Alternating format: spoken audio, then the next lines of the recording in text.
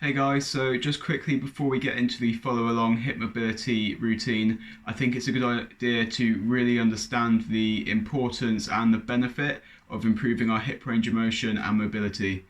Mobility in general is something which is hugely neglected and overlooked by the majority of people, myself included, I'm not going to lie, and we all pay the price in this through acute injuries and chronic pain such as lower back pain, knee pain, generally just tight hips day to day, and it really does affect everyone at some point in their life if you don't get on top of this.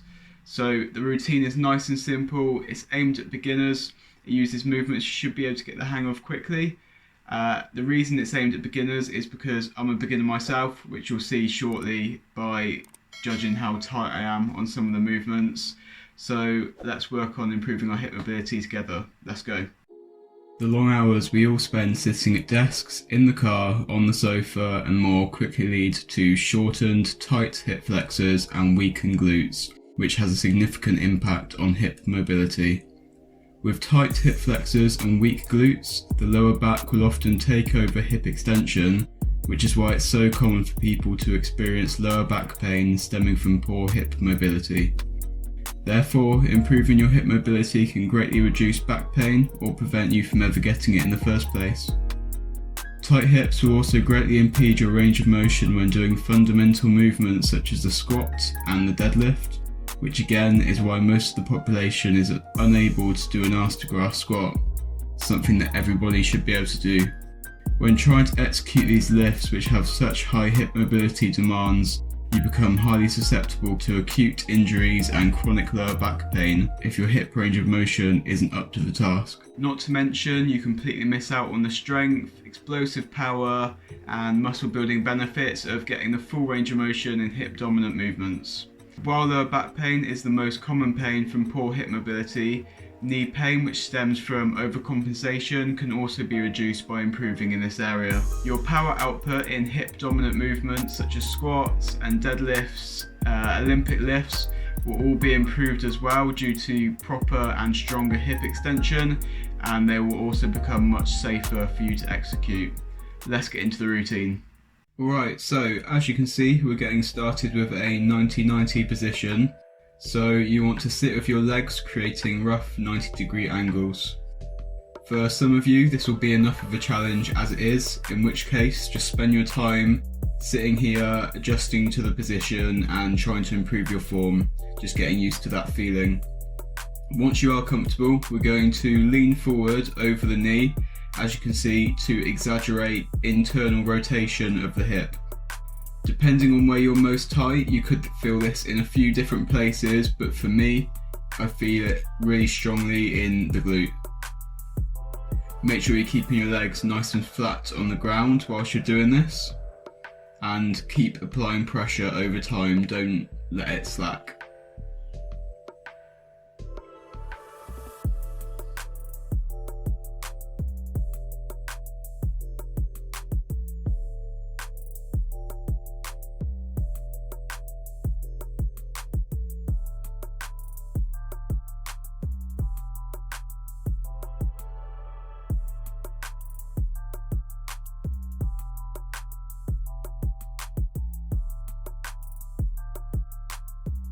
Now we're going to stay in that 90-90 position, but we're going to work on external rotation instead this time.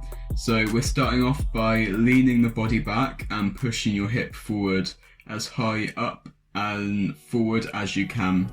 You really want to get a good stretch in your hip flexor here. So find where this is and hold it for 20 seconds or so.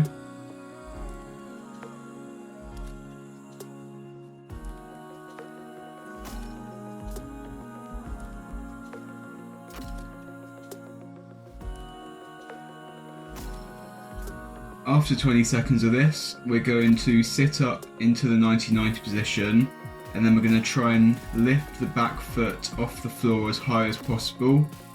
Hold that for 5 seconds and repeat that for 5 reps. So make sure your knee stays in contact with the floor whilst you're driving your foot up. Like I say, repeat it 5 times. It's very difficult, I'm not going to deny that, So even if you can't physically lift it up, if you don't have that connection, go through the 5 reps mentally trying to lift it. Over time you'll build a connection to that range of motion, and over time you'll be able to lift it higher and higher and easier and easier. Now just change sides and repeat the last 3 90-90 movements.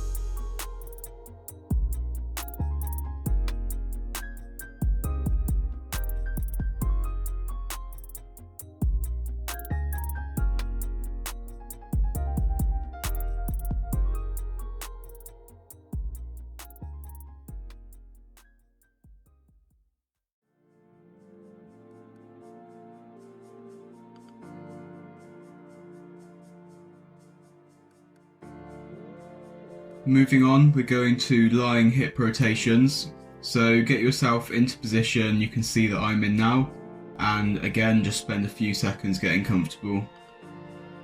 Just like with the 90-90, for some people this may be a challenge in itself, so just try and hold this position for the duration, get used to it, get comfortable again.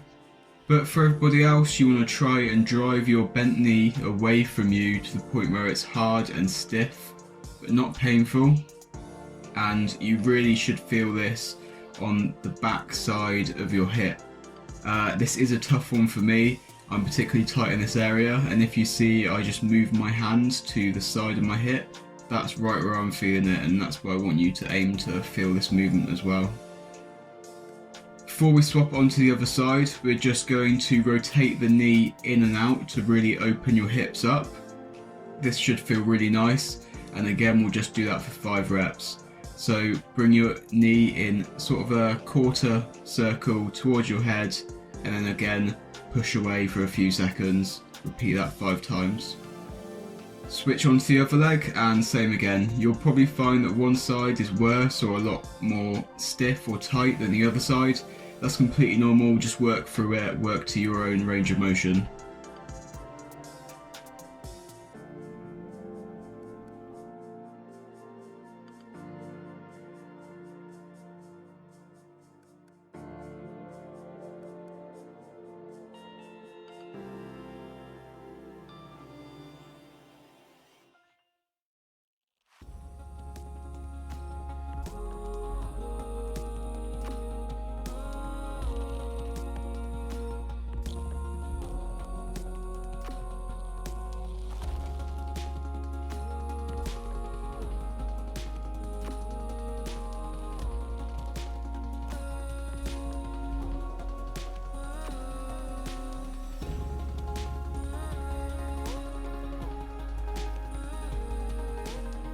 Next up is the butterfly stretch. This is a personal favourite of mine.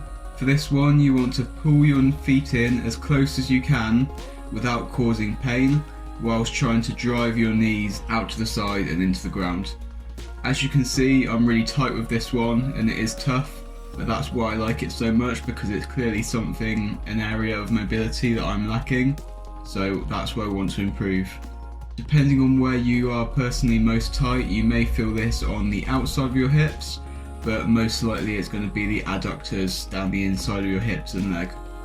Just focus on breathing, try and bring your feet in a little bit closer over time as you loosen up. Breathe into the stretch, don't let yourself go too tense.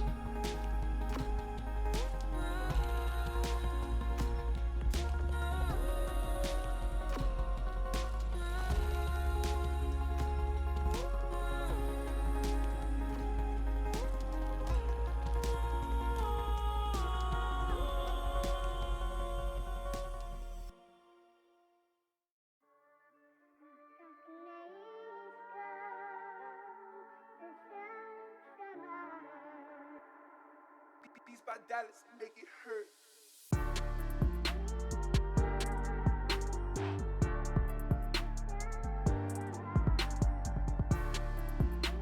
The fifth movement, again, is another favourite of mine, and this is going to be a hip flexor lunge. So we're going to get into a full lunge with your knee resting on the floor, and then we're going to drive your front knee forward to really stretch out that hip flexor. If instantly you feel a tightness and pulling in your hip flexor, then this is where you're going to stay for the duration of the stretch. Just keep your body nice and upright, chest square, and focus on pushing on that hip flexor. If your hip flexors don't feel that tight, then follow me on the screen and lean your torso forward, trying to get it down as low as possible. This is really tough, but this is going to help to stretch out that glute and really get things activated. When I first did this myself, I could barely touch my hands on the floor, but now I'm slowly able to get one elbow on, and I'm working towards getting both my elbows on the floor. So it really does improve over time if you're consistent with this. Switch to the other side and just repeat. The second side is a lot tighter for me, so as you can see, I don't want it to be too painful, so I'm going to lean as deep as I can into the lunge, but it's not as deep as I did on the first side, which is quite clear. I need to do a bit of work here.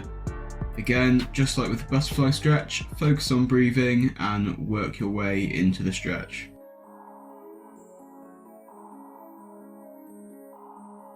Okay, and now finishing off the routine, a really nice way to end things. We're going to stand up tall, and now we're going to drop into a nice deep squat, as deep as you can.